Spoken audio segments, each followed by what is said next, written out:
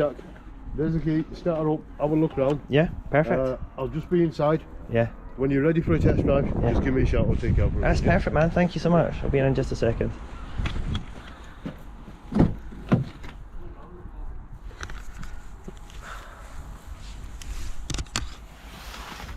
Here she is.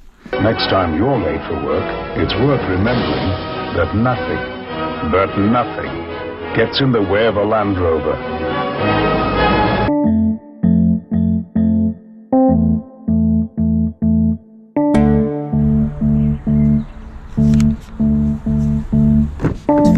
The bus is easy enough. You know which way you're going here, Dad, or who you want to drop me off?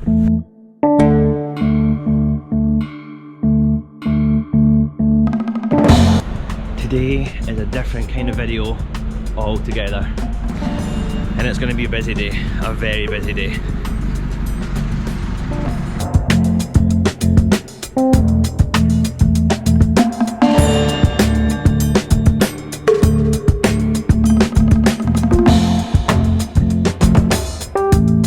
Well, hello there everybody. I need to keep looking at the camera and not myself because I'm very vain.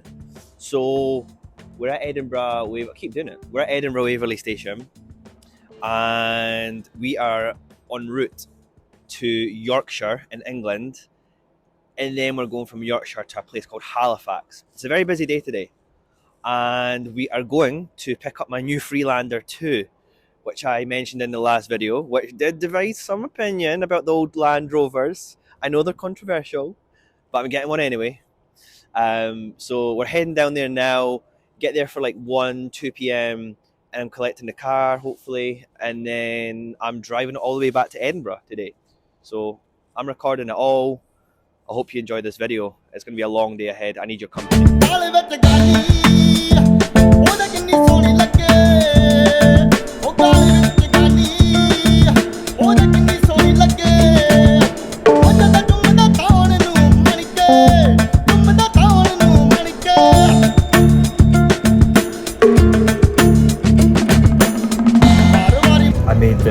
Responsible decision to eat my croissant in this little lobby here because it is such a messy thing and I'm at a full table, so that's why I'm not eating it there.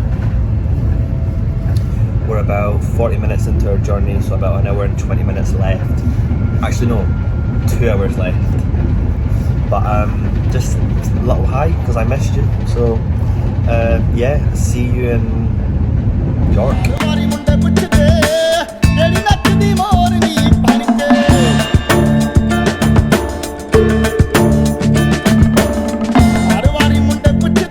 We've made it to our first stop and now we're getting on the train to York. It's very noisy.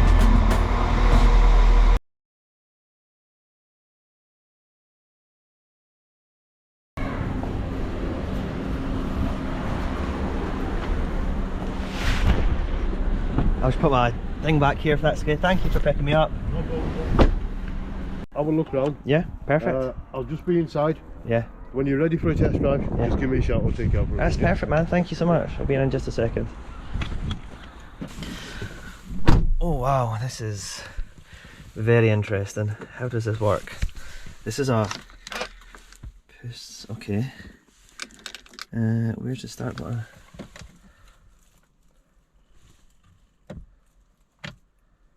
What if the oh, you've got it. Oh wow. So I've just got to the garage. The guy has brought me here. He's let me just having a look around the car, see how I feel, and we're going to take it from there pretty much. Okay, so I think I'm happy. It's a little bit smaller in the back than I was expecting, and the whole point of me obviously is wanting to car camp, so that's interesting. But I think I'll be fine. I think it'll be worthwhile.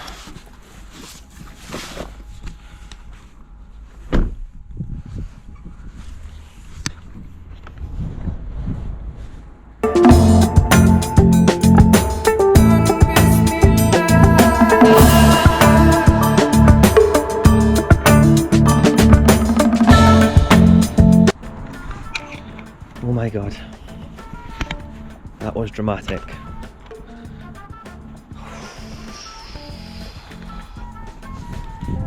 Nothing in my life is easy. I nearly never got the car.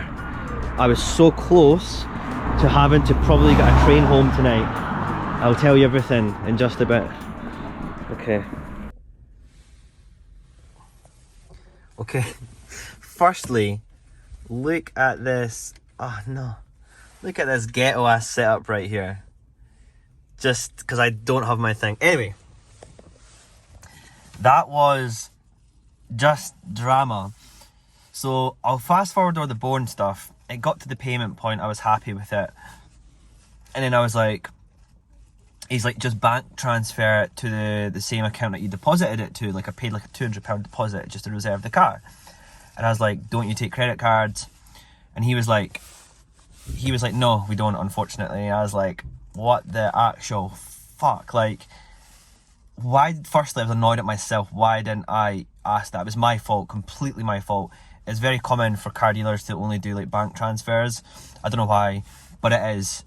And I never checked that. That was completely my fault, and it was something I really should have thought about. Anyway, I went outside for some fresh air, and I was like, okay, what the hell do I do here? Am I going to have to get a train back? I joked in my head and with my dad, like, I'm going to have to get a train back if it all goes wrong. Anyway, I called my credit card company, and they were able to do something called a money transfer to my main account, which, you know, about 95% off the actual car price was able to be money transferred to me. So that was fine. I could have took all the money out my savings, but I didn't want to, because I wanted to put it on this credit card because it's like just literally financing it, but I have control of it. Long story short, I eventually got it sorted. I'm in the car now, it's all done, but that was just so dramatic. And it is now coming up for 4 PM and I've not even left yet. I'm sitting at this car park here. Just got myself some fuel in my car, which was also dramatic because the fuel pump wasn't working properly. And yeah, it's just been a long day so far that nearly ended in disaster. But on a positive note, it never. So here we are, we've got the car, baby. Look at this. I'm going to put a little bit of mileage on the car right now and get driving and get out of here, and then I'll update you soon. Okay, so let's do it. Okay, so we are on the road. I have this GoPro positioned in a little nook and cranny, so sorry if it's not at the best angle. However, so far so good. Everything feels fine. It's very strange driving this new car, and I'm really annoyed at myself I didn't have my GoPro mount, because I really want to speak to you about this car. But I also really want to get home to Edinburgh. Currently my GPS says that I will be home for 7:35 PM, so I've got 3 hours and 40 minutes ahead of me minimum, and then we'll see how that really is with, you know, stops and vlogging, chat and all the rest of it. So yeah, let's see how it goes, but so far so good. I'm liking it.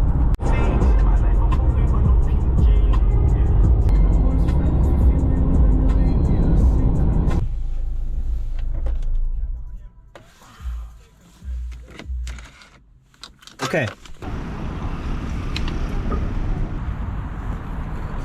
I'm not actually that hungry right now, but I could be. But I think I might just grab like a hot drink. Fancy like a chai latte or something.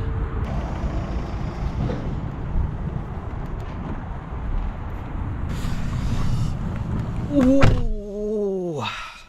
Let me just put that here. Hi.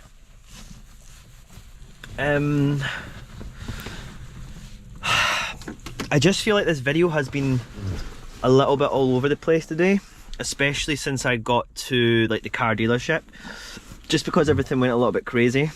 I'm probably going to take this video over until tomorrow as well, where I'll just kind of explain a little bit about buying the Freelander. I've already explained in my last video kind of what led to me changing cars, but I do want to go into a little bit more detail about why I went for the Freelander. And the Freelander, or Land Rovers in general, should I say, divide opinion amongst people. The Land Rover as a brand does divide opinion because it has this reputation of being mechanically really quite shit, if I'm being brutally honest with you. And there is definitely things to back up back that up. However, I still went ahead and done it, so we'll see if I live to tell the tale of a positive or negative experience with Land Rover. I don't really take things that, you know, deep. Obviously, I appreciate everyone giving me advice. I know everyone's like looking out for me, and I do appreciate that. So, don't worry, I don't take those comments negatively. I know everyone's got like good intentions. So, thank you for the few people that mentioned their concern. I already made my decision by then, so there wasn't really any change in my mind. So, I'm happy so far, but I've only had the car a couple hours, so we'll see. Tomorrow, I just want to get home today, park up the car, sleep, rest, and then tomorrow's a new day, and then I'll have a bit more to say. So I'm going to head home now. I've got a couple hours left, and then I'm going to speak to you tomorrow. So this is the car here, but you're going to get a bigger tour tomorrow. So I will see you tomorrow, unless anything dramatic happens, which I really hope it doesn't. I'll see you tomorrow with more of an explanation. Goodbye.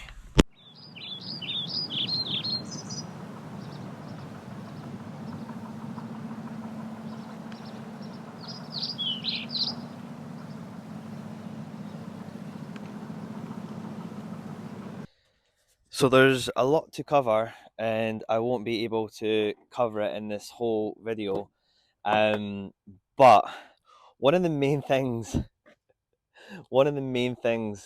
that I heard when I bought this car, and it's not just the YouTube comments, I know Freelanders, or should I say Land Rovers, they divide a lot of opinion, and rightly so.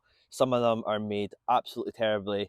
But the Freelander 2, which I have, to be fair, is one of the better ones, if you can say that, from the reviews that I've done, but only time will tell if I've made a horrendous decision or if I made a good decision. I mean, initially, I'm very happy, which is the most important thing. I'm really happy with the purchase so far. However, I've only had it about 12 to 16 hours, so time will tell whether it was a good investment or not. But initially, it drives really well. I feel confident in the car. I love the look of it. Everything's great so far, and I don't regret my purchase at all. I'm quite ecstatic, actually. Now, the reason I bought a Freelander 2 is, one, I just always wanted one since I've seen them. I think initially, I'm going to be honest, they looked cool, so I wanted to buy one. And then upon doing research, I like that it's a 4x4 as well. I can travel more to like the Highlands with this car now, and not feel like it's going to get stuck. So that's another reason as well.